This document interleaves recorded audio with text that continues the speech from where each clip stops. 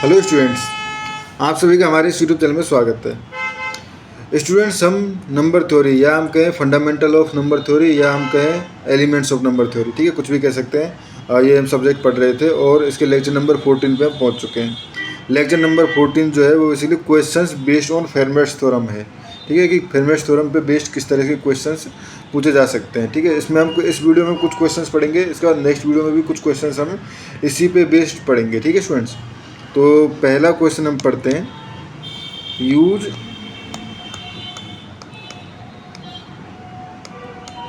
फेरमैट्स theorem to verify that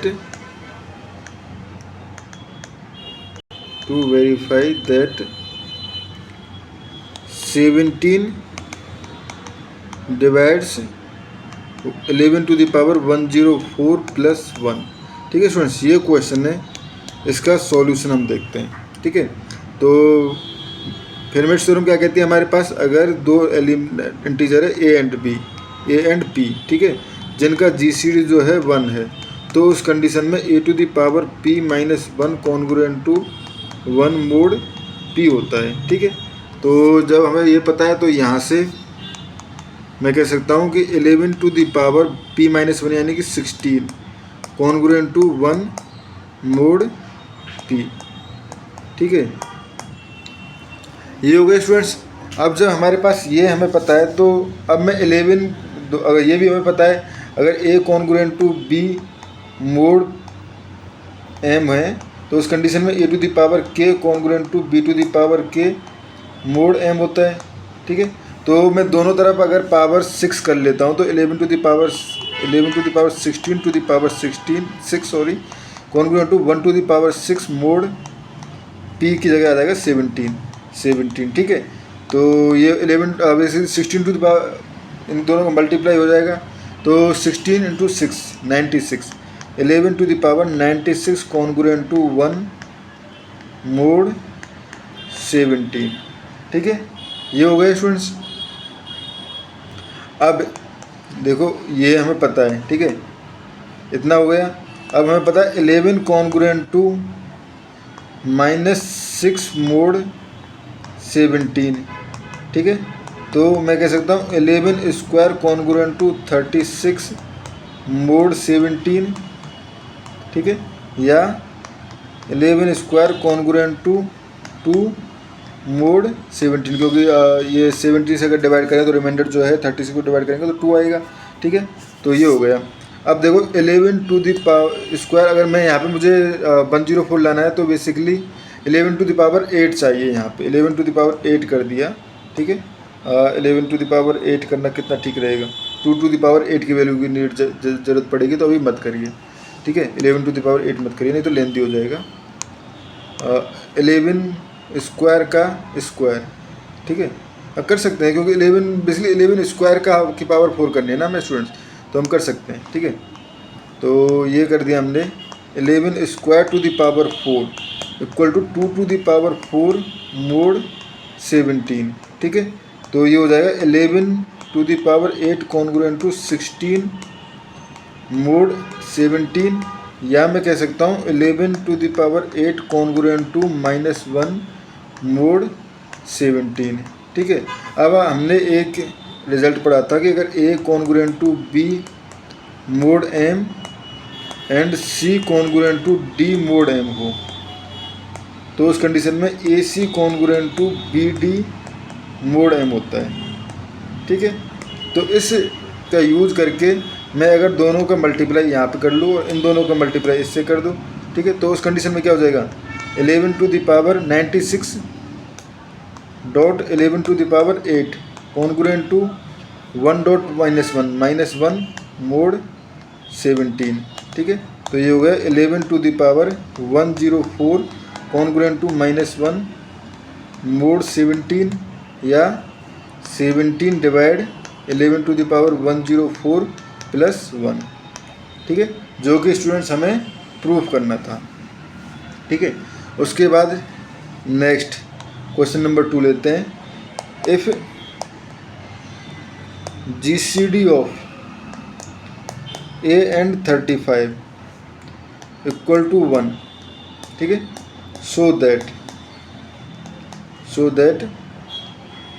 a to the power 12 congruent to 1 mod 35, ठीक है। ये हमें प्रूव करना है। अब हमें स्टूडेंट्स देखो, इसको सॉल्व करने के लिए बेसिकली अगर क्वेश्चन आप बुक में जाके देखोगे तो उसमें हमारे पास बेसिकली हिंट दिया हुआ है कि a to the power basically mod 7 और उसका यूज़ करो, ठीक है। तो बट हमें पता है, देखो 35 को हम लिख सकते हैं 5 × 7, ठीक है। तो GCD ऑफ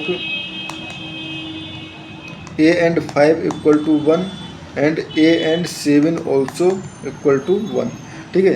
तो यहाँ से मैं कह सकता हूँ कि a टू द पावर, देखो a ये p यानी a to the power 4 congruent to 1 mod 5, ठीक है।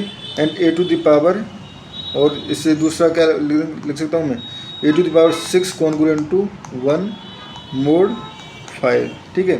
तो ये हो गया हमारे पास। अब देखो इस तरफ मैं क्यूब कर देता हूँ, जैसे पहले वाले क्वेश्चन में किया था, इस तरह पावर सेम। तो क्यूब करूँगा तो ये हो जाएगा a to the power 12 congruent to 1 to the power cube, वैसे 1 की पावर क्यूब 1 ही रहेगी, मोड 5। एंड इधर स्क्वायर कर देता हूँ तो a to the power 6 congruent to 1 mod 5, ठीक है। 6 12 हो जाएगा, ठीक है। ये हो गया स्टूडेंट्स, दोनों तरफ हमने स्क्वायर किया था, ठीक है।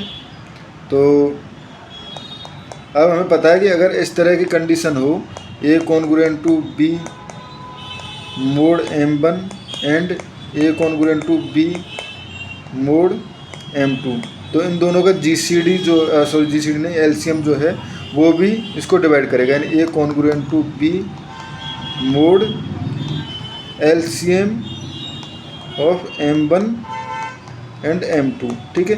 तो यहाँ पे LCM ऑफ 5 and 7 का LCM क्या हो जाएगा 35 ही, ठीक है। तो a to the power 12 congruent to 1 mod 35, ठीक है स्टूडेंट्स। ये हमारे पास एक और क्वेश्चन हो गए। अब इसके बाद हम एक क्वेश्चन और पढ़ते हैं। उसके बाद स्टूडेंट्स मैं एक क्वेश्चन आप पे छोड़ूंगा, ठीक है। उसको आपको सॉल्व करना होगा। तो ये हम पढ़ लेते हैं। If GCD of a and 42, ठीक है, equal to 1, so that 168 equal to, क्या लिखा जा सकता है, 3.7 × 8 divides a to the power 6 - 1, ठीक है। तो बेसिकली 3, 7 और 8 का जो LCM है वो 168 होता है, ठीक है, क्योंकि ये सभी एक दूसरे में को प्राइम नंबर है। वी नो, अब देखो वी नो 42 इक्वल टू क्या लिखा जा सकता है, 2 × 3 × 7, ठीक है। तो बाय फेरमेट्स थ्योरम ये हो जाएगा हमारे पास a टू द पावर 2 के लिए अगर देखें तो basically a congruent to p - 1 basically 1 हो जाएगा, 1 मोड 2, ठीक है। एंड सिमिलरली a 3 के लिए देखो तो a square congruent to 1 mod 3, and 7 के लिए देखें तो a to the power 6 congruent to 1 mod 7, ठीक है। तो यहाँ से मैं लिख सकता हूँ, एक दोनों तरफ क्यूब कर देता हूँ, तो a to the power 6 congruent to 1 to the power cube basically 1 mod 3, ठीक है, ठीक है स्टूडेंट्स। ये हो गया। अब देखो हमारे पास यहाँ पे a टू द पावर 6 जो है a कॉन्ग्रुएंट टू 1 मोड 7 है, and a to the power 6 congruent to 1 mod 3 है। अगर हम शो कर दें, if we show a to the power 6 congruent to 1 mod 8, अगर हम ये शो करने में सफल हो जाते हैं तो उस कंडीशन में हम 8, 3 और 7 के LCM वाली प्रॉपर्टी से हम इसको रिजल्ट को आराम से कह सकते हैं कि रिजल्ट जो है हमारा जो है रिजल्ट वो ट्रू है, ठीक है। तो अब हमें शो करना है कि ये जो है a टू द पावर से ये रिजल्ट शो करना है, बेसिकली लिखा हुआ है हमारे पास, ठीक है। तो वी नो दैट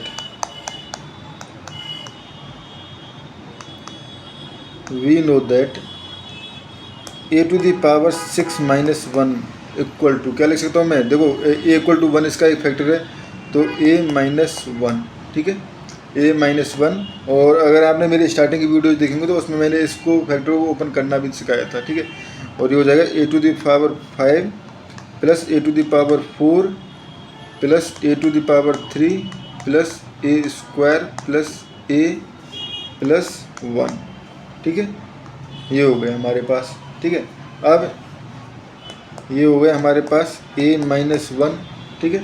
अगर इसको आप ध्यान से देखें तो मैं इसको लिख सकता हूँ a³ कॉमन ले लूँ तो ये हो जाएगा हमारे पास a² प्लस यहाँ से, ठीक है, a² प्लस a प्लस 1, ठीक है। और इधर से मैं प्लस 1 कॉमन ले लूँ तो ये हो जाएगा हमारे पास a² plus a plus 1 implies a-1, ठीक है, a³ प्लस 1, ठीक है, and a² plus a plus 1, ठीक है स्टूडेंट्स। ये हो गया हमारे पास, ठीक है।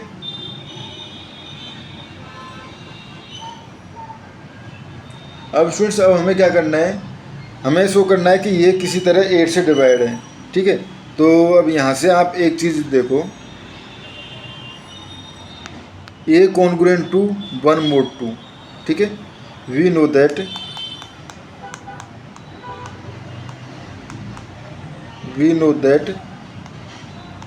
a कॉन्ग्रुएंट टू 1 mod 2, ठीक है। a कॉन्ग्रुएंट टू 1 mod 2 है, ठीक है।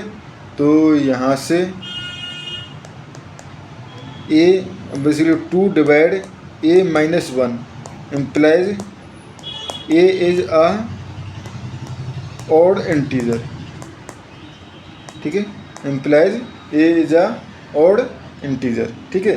अब देखो odd integer है तो अभी यहाँ पे अगर हमारे पास ये गिवन होता कि a-1 जो है, ठीक है, ठीक है, हो गया, ठीक है। इफ़ a इक्वल टू 1, ठीक है, if a equal to 1 then a⁻6 - 1 equal to 0 and 8 divide 0, ठीक है, यानी बेसिकली a⁻6 - 1, ठीक है, 8 divide a⁻6 - 1, hence theorem proof, ठीक है। बट अब हमें और क्या शो करना है, अब हमें शो करना है कि ये टर्म और ये टर्म, ठीक है, ये टर्म जो है बेसिकली हमारे पास किसी ना किसी तरह से 2 से डिविजिबल हो, ठीक है। तो अब देखो a³ प्लस 1 हमेशा इवन रहेगा, a² प्लस a ये टर्म तो इवन हो जाएगी, ठीक है, क्योंकि और इवन का स्क्वायर जो होता है इवन होता है, ठीक है, सॉरी ऑड का स्क्वायर ऑड होता है, तो odd plus odd even plus even, यानी ये टर्म तो ऑड रहेगी। यानी अब हमें शो करना है कि a³ प्लस 1 जो है वो डिविजिबल बाई 4 है, ठीक है। अब अगर हम शो कर दें कि a³ प्लस 1 जो है डिविजिबल बाई 4 है तो इसको मैं लिख लेता हूँ इक्वेशन नंबर, मैंने डाला नहीं है कहीं पर, ये 1, ठीक है। नाउ क्योंकि देखो एक पार्ट को 2 डिवाइड कर रहा है, ठीक है, अगर ये 3 है तो इसको डिवाइड कर रहा है, 4 है सॉरी 5 है तो इसको 2 डिवाइड करेगा, a-1 को तो डिवाइड कर रहा है, ठीक है, a-1 को डिवाइड कर रहा है। अब हमें ये शो करना है कि a³ प्लस 1 जो है वो डिवाइडेड बाई 4 है। नाउ 4a³ प्लस 1, ठीक है, नाउ 4a³ प्लस 1, तो a³ प्लस 1 क्या लिखा जा सकता है, भले ही आप इसी में लिख लो, इसी थ्योरम में कि ये टर्म जो है हमारे पास a⁻6 - 1 कॉन्ग्रुएंट टू, क्योंकि मुझे लगा था अगर यहाँ पे 2 हो जाता तो क्वेश्चन सॉल्व हो जाता, ठीक है। अब देखो a-1 a³ प्लस 1 को मैं लिख सकता हूँ बेसिकली a प्लस 1 इसका एक फैक्टर बनता है, क्योंकि a इक्वल टू a-1 पे ये फैक्टर बन जाता है ना, तो a प्लस 1, ठीक है, a plus 1 and a² minus a plus 1, ठीक है, ये हो जाएगा एंड ये हो जाएगा a² प्लस a प्लस 1, ठीक है, ये हो जाएगा स्टूडेंट्स, ठीक है। अब देखो now since A is greater than 3, अब क्योंकि 1 के लिए तो ट्रू हो गया था ना, अब ए इज़ ग्रेटर देन 3, ठीक है। सो ए डिवाइड ये हो गया ए माइनस वन, ठीक है, एंड ठीक है ए डिवाइड ए माइनस वन, ठीक है, एंड 4 डिवाइड ए प्लस 1। इसको आप किस तरह समझ सकते हो, ठीक है। इसको आप थोड़ा सा हो सकता है आपको थोड़ा डाउट आ रहा हो। देखो ये ऐसा है कि अगर 3 है, ए इक्वल टू 3 है तो यहाँ में इसमें 2 भी आएगा 4 भी आएगा।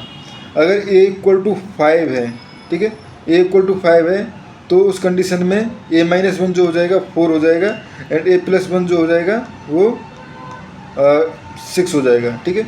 यानी या तो 2 डिवाइड ए माइनस वन होगा, ठीक है, and 4 divide a plus one, और 4 divide a minus one and 2 divide a plus one, ठीक है।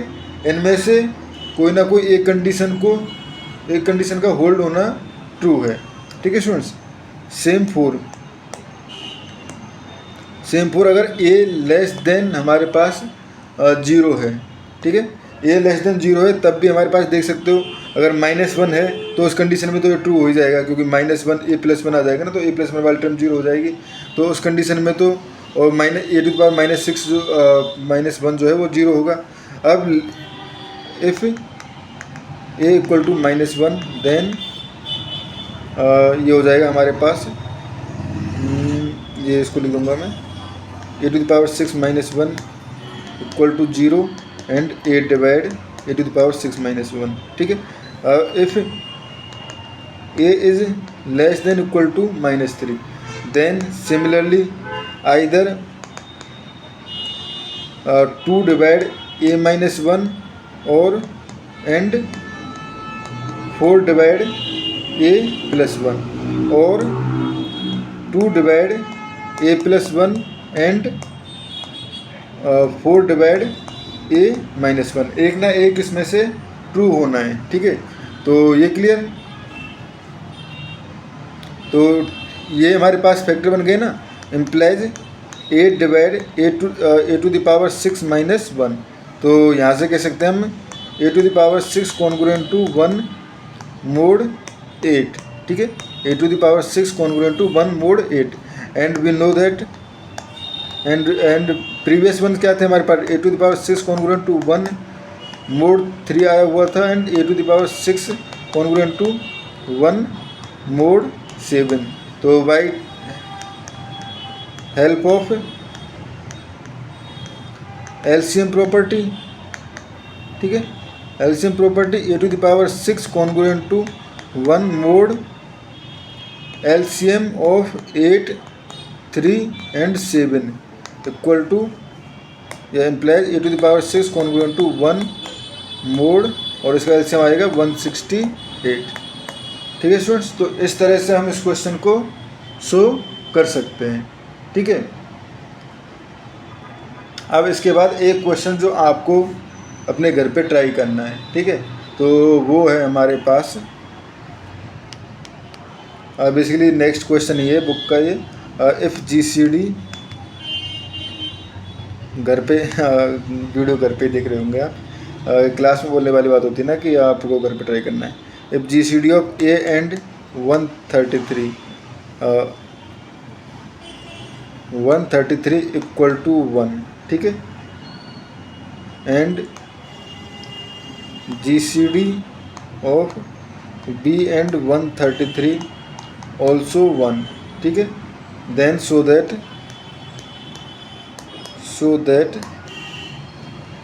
133 डिवाइड a⁻18 माइनस b⁻18, ये प्रूव करना है। मैं आपको हिंट दे देता हूँ।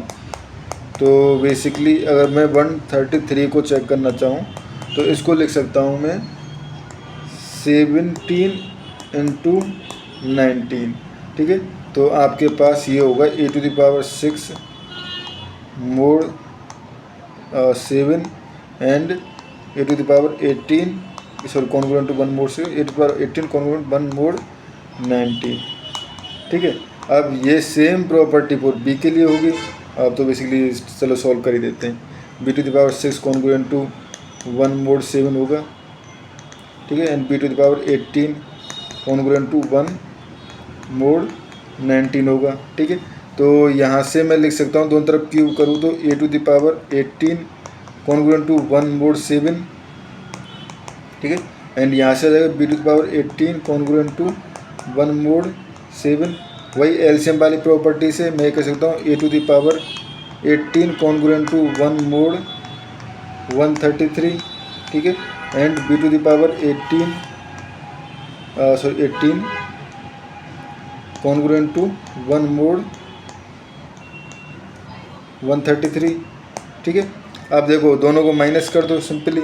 A to the power 18 minus b to the power 18 congruent to 0 mod 133 implied 133 divide a to the power 18 minus b to the power 18। ठीक है स्टूडेंट्स, ये हमारे पास यहाँ प्रूफ हो गया। ठीक है, और स्टूडेंट्स नेक्स्ट थ्योरम में हम कुछ और नेक्स्ट वीडियोज़ में हम और कुछ एग्जाम्पल लेंगे, सॉल्व्ड एग्जाम्पल, जो कि इम्पोर्टेंट होंगे आपके एग्ज़ाम के पॉइंट ऑफ व्यू से। Thank you students.